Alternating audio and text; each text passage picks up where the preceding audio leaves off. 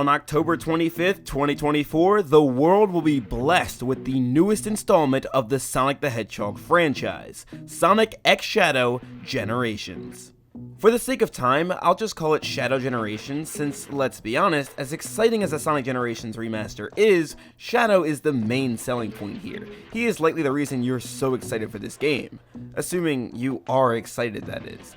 And if you aren't excited, I plan to have you thrilled by the end of the video, as I go over everything we know about this game. Here's the deal though, if I tell you something you didn't know, you have to leave a like on the video and subscribe to the channel.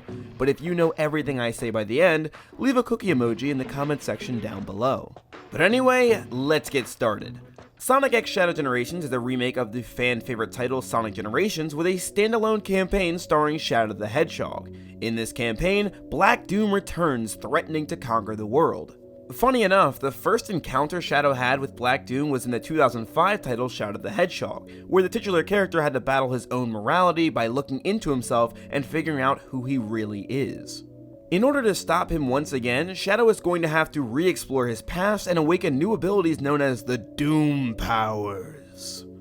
These Doom Powers will allow him to surf on water, fly over obstacles, and stop time using Chaos Control. The game will have levels that are similar to what you see in your typical Sonic Generations levels, but there'll also be a new area called the White Space.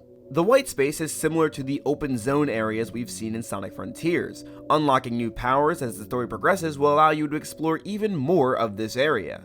Also, as a quick side note, it has been confirmed that this story does take place at the same time as Sonic Generations, leading fans to speculate if during Shadow's campaign, you'll fight against Sonic. This would be the inverse of what happens in Sonic's part of Sonic Generations, and honestly, it would be really cool. But going back for a second to look at the stages, let's talk about all of the confirmed ones. Firstly, we've got Final Chase from Sonic Adventure 2, Rail Canyon from Sonic Heroes, and my personal favorite, Kingdom Valley from Sonic the Hedgehog 2006. There are also some other stages we have already seen but don't know the names of quite yet. Some do look incredibly familiar though. I'd be shocked if this wasn't Westopolis, and this appears to be the interior of the Space Colony arc. We also have a look at a pretty sweet boss battle which we all know and love, BioLizard. There's even some gameplay posted online of the fight itself and everything else that I've talked about, and it just looks so sweet. You've probably also noticed by now from the gameplay I've showcased, but Shadow does not appear to fight like Sonic and Classic Sonic do. His gameplay appears to have a bit more of a combat system of sorts.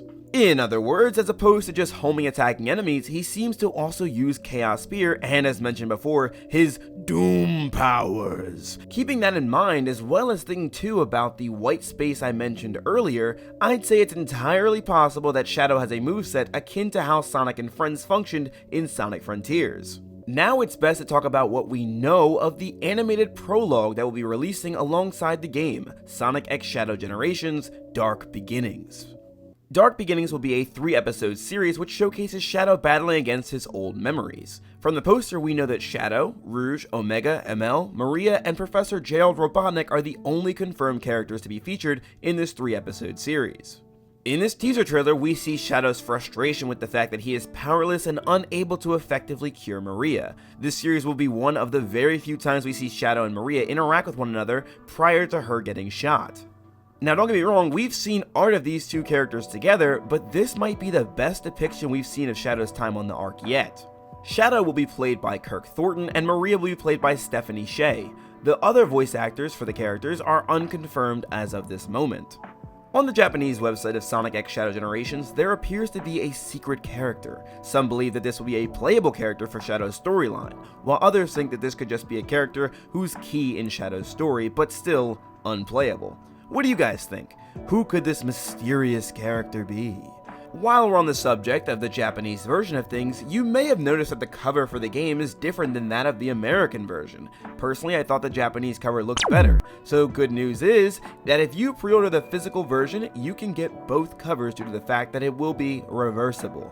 And because we're on the topic of pre-orders, pre-ordering the game will allow you to use a Sonic Adventure Legacy skin for Sonic in the Generations storyline. You will also be able to receive Gerald Robotnik's journal revealing the details of Shadow's creation. And just as a quick note here, this journal seems to be exclusive to the physical release. The game also has a digital deluxe edition that allows you to play it 3 days early, so instead of October 25th, you can play the game on October 22nd. This digital deluxe edition also includes an extra background music pack, a digital art book and soundtrack, skill points for Sonic Generations, an additional skin and level for Shadow that releases holiday 2024, and not only that, but there will also be a Terios skin for Shadow the Hedgehog. For those unfamiliar, Terios was one of Shadow's earliest designs, dating back to well before the release of Sonic Adventure 2.